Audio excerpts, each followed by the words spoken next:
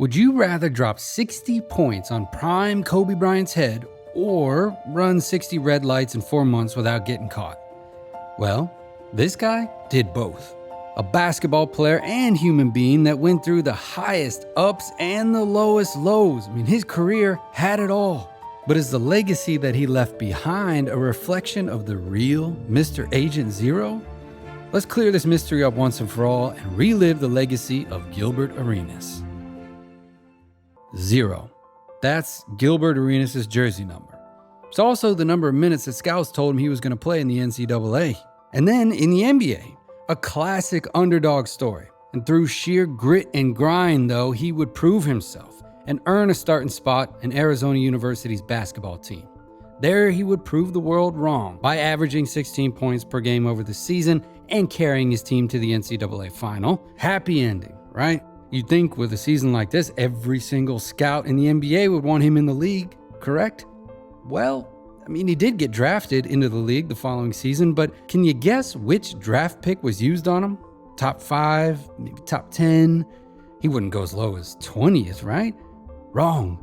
Gilbert Arenas fell to the 2nd round.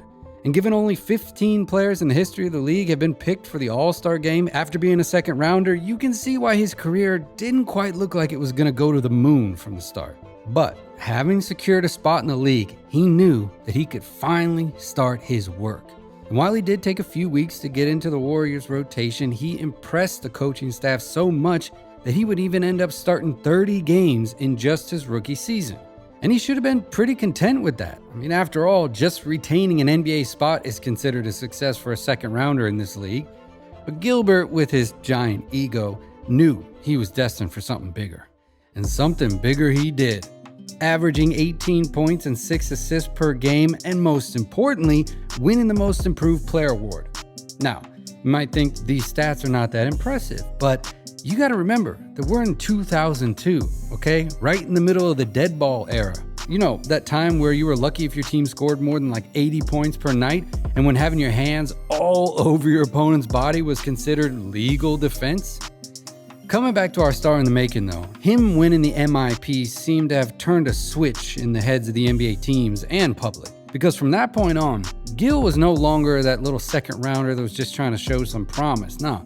He was one of the most sought-after commodities in the NBA market. And in a totally unprecedented fashion for an underdog like this, Gil had gotten too good too quickly.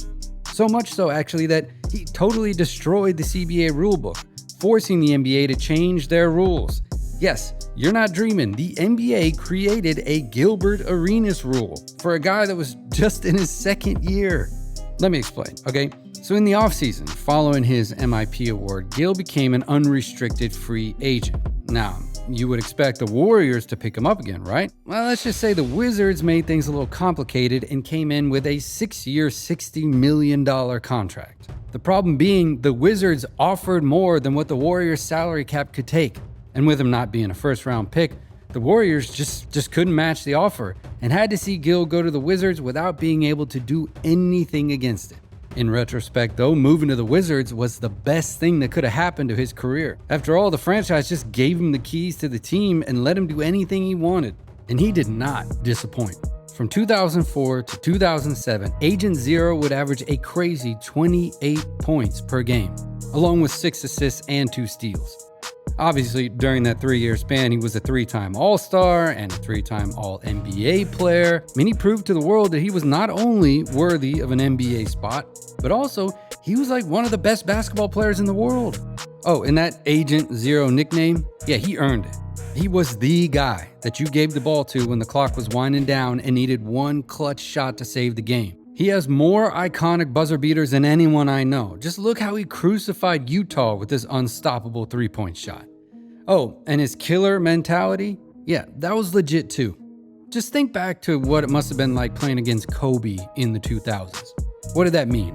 Well, it meant you praying that it was over quickly and that you didn't end up on a highlight compilation of Kobe destroying you. You know what it meant for Gilbert Arenas? It meant he was going to have a routine 30-point game, or if he was really feeling it, 60. Yeah, that's right. Gil is the guy that dropped the most points in a game ever on Kobe's head.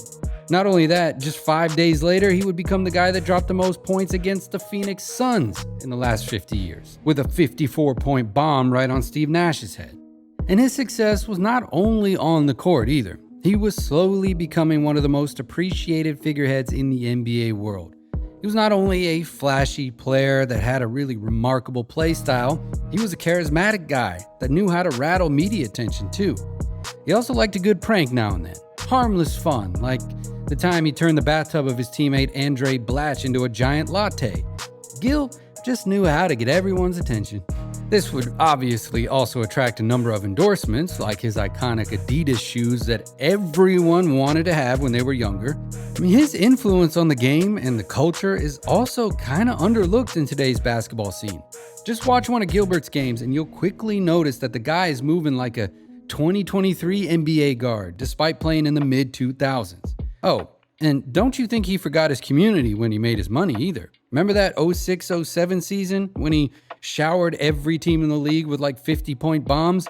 What if I told you that Gil donated $100 to DC area schools for every single point that he scored that season at home? He finished the season with more than 1,000 points at home, by the way. I'll let you do the math. Now, as with many great athletes, injuries began to take their toll on Gilbert Arenas. Nagging health problems hindered his ability to perform at his best. It was a heartbreaking phase in his career, as fans watched their beloved Agent Zero struggle with physical limitations. The major one was obviously his MCL tear in 2007, when Gerald Wallace fell on his leg and absolutely destroyed his knee. And this would not only be a season-ending injury, by the way, it also majorly derailed the rest of his career. From 2007 to 2010, Gil would play less than 50 games, with a series of knee and leg injuries that just kept piling up. And while he would eventually heal from his injuries over the long term, this would greatly impact his athleticism, and the once powerful and explosive player would become nothing but a shell of his former self. And what you need to understand is that Gil's problems, issues, whatever you want to call them, started even before his injuries. The thing is, Agent Zero never had any limits. And while this was a good thing when it came to going above and beyond the expectations that everyone set before him coming into the league, he really didn't know how to pump the brakes, at all. He got lucky in the beginning, getting away with quite a lot. Remember that bathtub latte prank I mentioned earlier? Well, that was easily the most safe for work one that we could have mentioned. Because from taking a dump in a teammate's shoes to spraying them with a water hose while they were in the toilet, Gil really didn't have any limit on that front. And it started to not be as playful anymore, At that point, he was just straight up malicious. Which brings me to that moment everybody's been waiting for, because you cannot talk about Gilbert Arenas without talking about his infamous locker room standoff with Javaris Crittenton. This is the event that really showed the extent of not only his lack of maturity, but also just straight up stupidity. And I'm not going to sugarcoat it. NBA players, pro athletes in general, they get away with a lot in life. But there are a few things that you just can't do. One of those things is threatening a teammate, especially if you do it with a firearm, unregistered, right in the middle of the team's locker room. That's right. Gilbert Arenas took his Agent Zero nickname a bit too seriously, and I guess figured that finger guns as a celebration wasn't just going to cut it. No, he needed the real thing. And since he also needed all the street cred that he could get to continue being able to do his pranks without any repercussions, I guess, he decided to just bring an actual gun into an NBA-owned facility. Yeah, he and his teammate Javaris Crittenton pulled out guns on each other following a gambling disagreement. Yep, 2 guns in the locker room. It wasn't actually reported that way at first, it was just Gilbert, but this prompted an investigation from the team, the NBA, the police, and even the U.S. Attorney's Office. Now, obviously, the investigation was conclusive, and Gilbert was not only suspended for the latter half of the 2010 season, but also convicted of his crimes and sentenced to 2 years probation and 30 days in a halfway house. Quite a fall from grace for the former All-Star. Crittenton was never really heard from again either. Maybe that's a story for another episode, but from there on out, everything for Agent Zero was basically downhill. He was already suffering under the weight of all the injuries that his body had accumulated over his NBA career, but this was just too much. The thing is, having teams lose their trust in you as a player is one thing, but having them lose trust in you as a man, that's a whole other story. And he tried to revive his career in Orlando as a backup point guard, but he was just so underperforming and such a dead weight for his team that the Magic had to resort to using one of the most unheard of rules in the history of the NBA, the amnesty clause. And that allowed them to waive him to save a roster spot. Not that Gilbert cared, since he was still getting his money anyway, but that was basically it. The only thing left was a quick one-year trip to go play in China, and that was the end of Gilbert Arenas' basketball journey. This is a story of a man that flew too close to the sun. The same disregard for limits that helped him go above and beyond the projections that everyone had for him as a second rounder ultimately caused his downfall.